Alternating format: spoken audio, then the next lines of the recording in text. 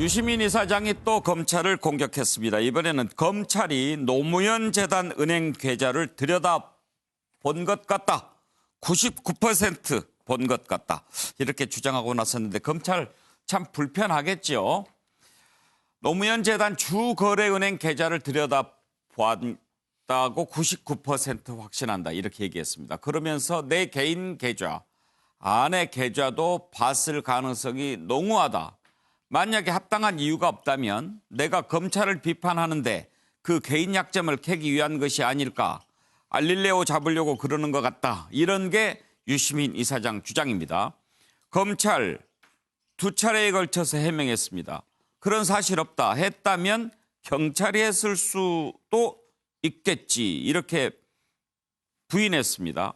그러면서 근거 없는 악의적 허위 주장을 중단해달라고 요구를 했는데 여기에 대해서 이제 여러 가지 반응들이 나옵니다. 진중권 전 동양대 교수 최근에 사표 냈지요.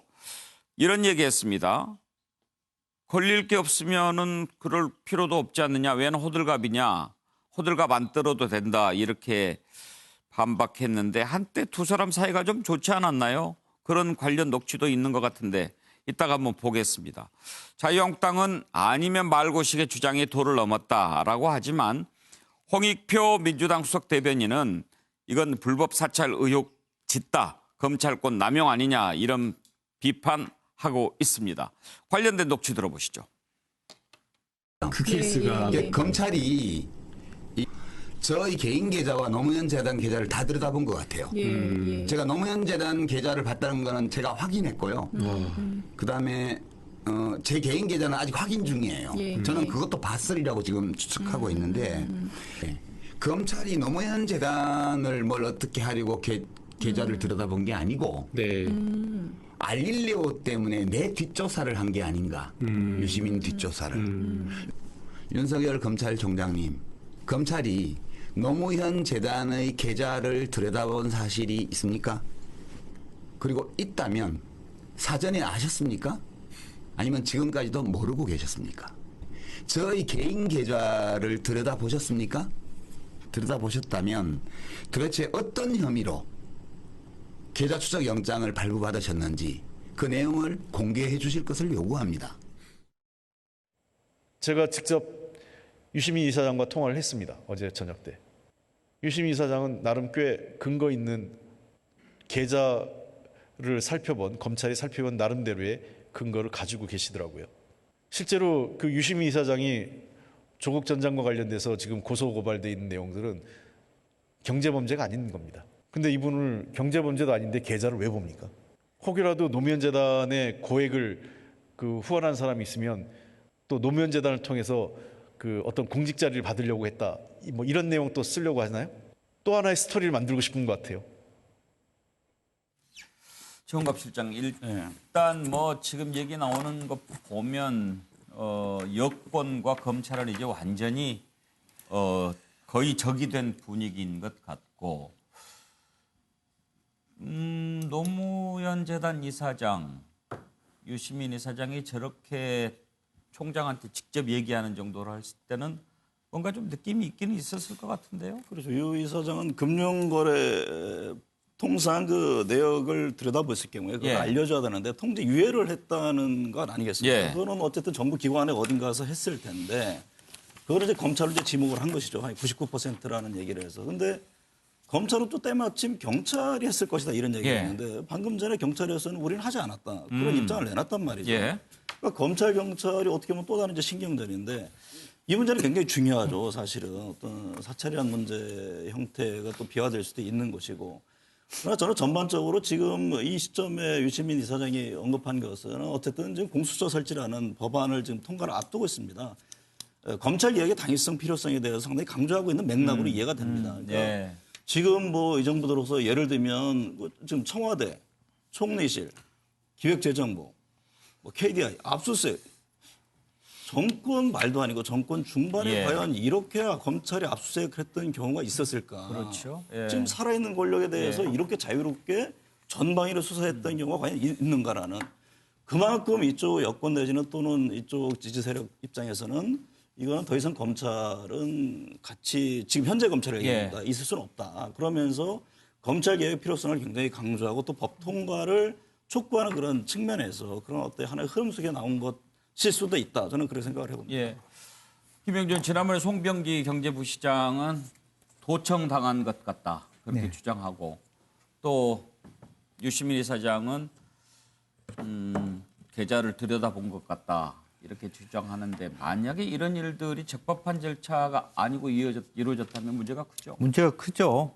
그러나 저는 윤석열 검찰이 이런 식의 어떤 불법 감찰 도청은 안 했을 거라고 보여집니다. 왜냐하면 만에 하나라도 이것이 만약 그런 것들이 있었다면 실제적으로는 뭐 결과적으로는 검찰이 지니고 있는 그동안의 입지도 좁았던 것이고 더 이상 검찰이 나름대로 자기 반론권을 제시할 수 있는 영역도 없어지는 건데 더군다나 노무현 재단과 같은 곳에 특별한 뭐 문제가 될 것 아닌 것까지도 불법 사찰을 했을 가능성은 저는 별로 없을 거라고 보여집니다. 다만 금융거래 내역 뭐 통지 유예가 걸려 있을 수도 있죠. 여러 가지 다양한 수사 중인 사람들이 노무현 재단에 후원을 했거나 이제 그런 부분과 관련해서 경찰과 검찰의 수사 과정 속에서 불가피하게 했을 것인데 본격적으로 저는 노무현 재단과 또 유시민 혹은 알릴레로 이 그 대상을 구체화 특정화한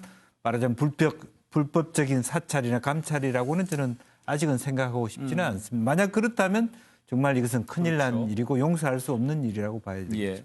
김한기 변호사, 금융거래 내역 통지 유예? 그게 뭡니까?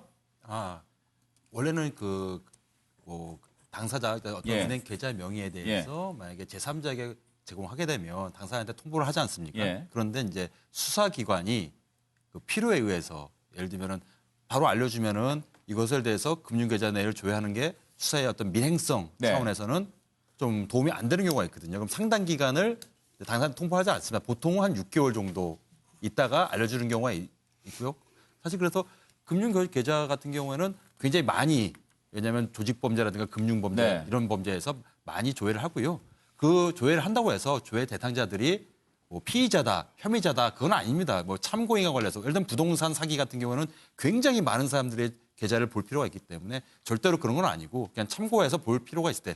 근데 법에 의해서 조회를 했으면 그 일정 기간이 지나면 반드시 그 명의자에게 알려줘야 됩니다. 그러니까 이 지금 논쟁도 어차피 일정 시간 지나면 뭐 노무현 재단이든 유시민 씨 개인 계좌든 뭐 통보되면 당연히 계좌를 들어봤으면 알 수 있는 거거든요. 근데 전 유시민 그 이사장이 약간은 의도가 있는 거 아닌가라고 생각이 듭니다. 어차피 드러날 사실인데 저는 검찰이 만약에 불법 사찰했고 만약에 불법 도청했으면 검찰에 대해서는 뭐 개혁 정도가 아니고 엄청난 그 비난을 받아야 되고 뭐 거의 뭐 이거 수사 대상 아니겠습니까? 근데 그런 정도는 아닌 것 같은데요.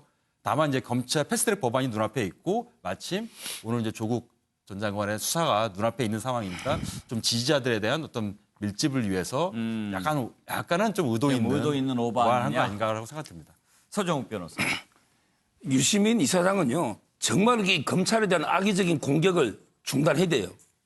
그리고 이제 본인이 만약에 진짜 검찰이 사찰을 안 했다면 엄중하게 본인이 책임을 져야 됩니다. 이걸 보고 국민들이 얼마나 검찰을 불신하며 은행까지도 이게 불신하겠습니까? 그거 불가능해요. 지금요 저도 이게 올해 3번 당했어요. 이런 게 왜 그러냐? 다른 사람이 주택의 범죄다 보면 연결 계좌라 그래. 그 돈이 일부라도 거래된 게 있으면 그건 이게 자동적으로 보다 보면 그거는 그 자체가 목적 사찰이 아니란 말이에요. 그렇다면 유시민 이사장은 조금 더 시간을 기다려보고 그게 만약에 계좌를 봤다면 통보가 오거든요. 오고 나서 이게 문제 제기되는데 본인 계좌는 가능성만 농후하다면서 증거가 없고 그다음에 노무현 재단 계좌는 99%를 하면서 또 이게 증거는 없는 거예요. 사찰했다는. 따라서 저는 이 부분은 너무 이게 검찰의 어떤 불신을 공격하는 이런 부분이고 저는 진실의 순간은 곧 온다. 몇 달 되다면 이게 만약에 진짜 봤다면 어떤 이유로 어떻게가 봤는지 누구 봤는지는 통보가 되고요. 그리고 이 은행에서도요. 절대 안 알려줍니다. NCND입니다. 이거는 이게 통보 유예라는 거는 6개월 내에 알려주지 말라는 거잖아요. 그럼 이게 그래서 99%라고 하지만 저는 이게 은행에서 당신 계좌가 사찰되고 있다가 안 알려줬다 보거든요. 그래서 이게 100%가 아니고 99다. 이런 식으로 이게 자꾸 국민을 호도하는 게 아닌가? 뭐 얼마든지 노무현 재단 사찰 안 해도 다른 계좌를 하다 보면 조사하다 보면 연결로 가는 경우도 있다는 거죠. 지금 이런 상황에서 진중권 교수 또 유시민 이사장한테 좀 불편한 얘기했죠. 한때 사이가 좋았는데 관련된 녹취가 있습니까? 좀 들어볼까요?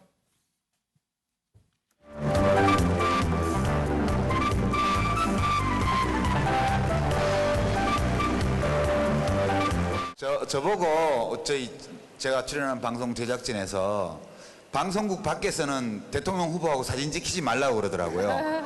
그래서 진 교수 여기 앉고 저쪽에 심 대표 앉으시라고 그랬는데 시나리오도 그렇게 돼 있는데 이상하게 앉았어 지금 단상에 있는 네 사람 중에 여당 집권 세력 해본 사람 저밖에 없어서 지금 단상에 계신 분들 중에서 집권 경험이 있는 유일한 분이신데요.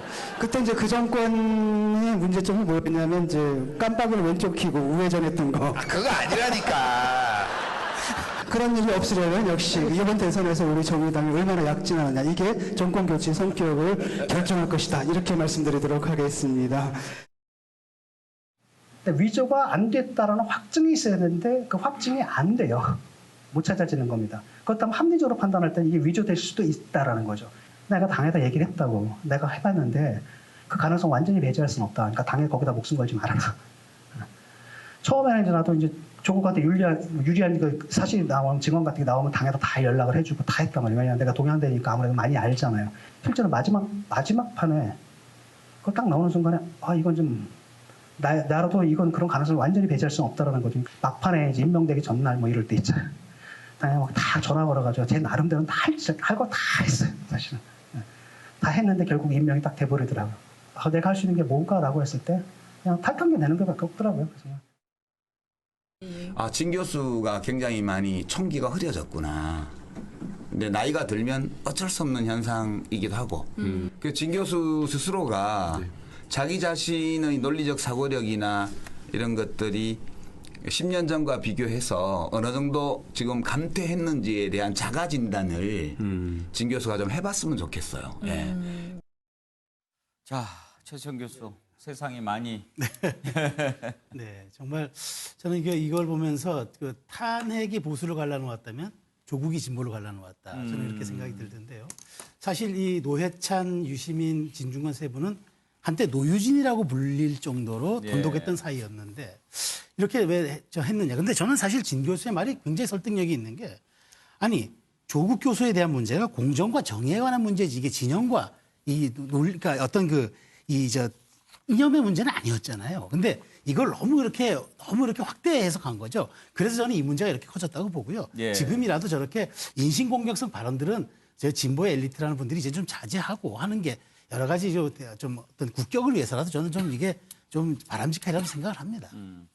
그런데 김수관 평론가, 진중권 교수가 또 반박하면서 이분 60 넘으셨죠? 그렇게 썼던데 무슨 뜻일까요? 글쎄요, 연초에 뭐 방송국에서 토론한다고 하는데 얼굴 어떻게 보려고 그런지 모르겠어요. 서로 뭐 나이 둘이 같이 한답니까? 네, 둘이 같은 자리에서 토론한다고 하거든요. 그때 어떤 얘기들이 오고 갈지 굉장히 궁금한데요, 저는. 그러니까 저는 진중권 교수가 조국 전 장관과 관련된 의혹이 쏟아졌을 때 그때 공정과 정의라고 하는 화두에 정의당이 부응하지 못했다고 비판했던 건 충분히 저는 평가할 만한 일이라고 생각하거든요. 근데 그게 이제 진보라고 뭐 한 덩어리는 아니니까요. 여러 사람의 어떤 박탈감이나 이런 것들을 좀 대변했던 측면은 있다고 생각하는데요. 이번에 제기한 의혹은 저는 개인적으로 동의를 잘 못하겠어요. 왜냐하면 여기 SNS에 올린 글을 보면은 유시민 전 장관이 취재라고 해서 전화가 온 것은 회유였다는 식으로 얘기를 하거든요. 근데 본인이 그걸 통화를 들은 건 아니잖아요. 근데 회유라고 자기가 단정하거나 이렇게 얘기할 만한 성격은 또 아니었다고 생각을 하거든요. 그러니까 지금 이제 학교에 사표를 냈다고 하니까 진정 교수가 지적해야 될 부분은 우리 사회의 조국 현상으로 인해서 나타났던 문제, 거기에 대해서 제대로 비판적인 목소리를 내지 못했던 것에 대한 사회적 성찰 이런 부분을 주타겟으로 삼았어야 하는데 왜 유시민 이사장과 관련해서 그걸 해유라고 문제 제기를 했을까? 저는 그것도 납득이 좀 안 가고요. 표창장이 위조가 됐다고 하는 거 만약에 지금 동양대에서 여러 표창장이 뭐 여러 경로를 통해 가지고 위임이 돼서 발행이 됐다고 하는 뭐 증거들도 사실 반대 증거가 나오고 있는 상황 아닙니까? 근데 그렇다 하더라도 그런 것들 다 무시하고 이런 식으로 한쪽 방향으로 주장을 하는 게 저는 타당한 것인지에 대해서 저는 이번에는 진중권 교수의 의견에는 좀 동의가 잘 안 됩니다. 그런데 서정욱 변호사, 지금 100세 시대인데 두 사람 말 주고받는 것 보면 뭐 나이가 들어서 사고력이 감퇴했다는 둥, 뭐 60이 넘었다는 둥 이런 얘기는 조금 그렇지 않아요? 그렇죠. 이제 60세 발언은 유시민 작가가 먼저 했는데 저는 이제 진중권 교수가 그 또 60 언급한 거는 부적절하고 바로 이제 이거 삭제한 걸로 알고 있고 제가 이제 그 두 분께 꼭 드리고 싶은 말씀은 정말 이게 논리적이게 서로 논쟁을 좀 벌여서 멋진 이런 걸 해야지 너무 이게 인신공격성이나 이런 발언들 있잖아요. 이거는 이제 두 분이 대표적인 진보 논객이잖아요. 좀 어울리지 않는다 이런 생각이 들어요. 대표적인 진보 농객에서 한 분은 이제 진보자를 뗀 거 아닌가요? 아니죠. 왜냐하면 이게 진중권 교수도요. 저는 이제 그런 분이 진정한 진보라 봐요. 진보라는 게 진보 진영만 편드는 게 아니고 제대로 이게 진실을 밝힐 수 있는 용기. 김성환 평론가는 이제 오히려 유시민 편을 들었잖아요. 근데 제가 보기에는 이 부분은 논쟁은 저는 진중권 교수가 나름대로 이게 그 진실과 정의 차원에서 제대로 이게 밝히고 있다 이렇게 보입니다. 제가 유시민 이사장 편을 들었나요? 아니, 진중권 교수를 비판했죠. 아니, 그러니까 진중권 교수가 잘못하면 진중권 교수 잘못했다고 하는 거고 진중권 교수가 제대로 된 얘기하면 제대로 했다고 평가하는 거 아닙니까? 그걸 편들었다고 얘기하는 건 좀 아닌 것 같은데. 오늘 뉴스와이드 여기까지 하겠습니다.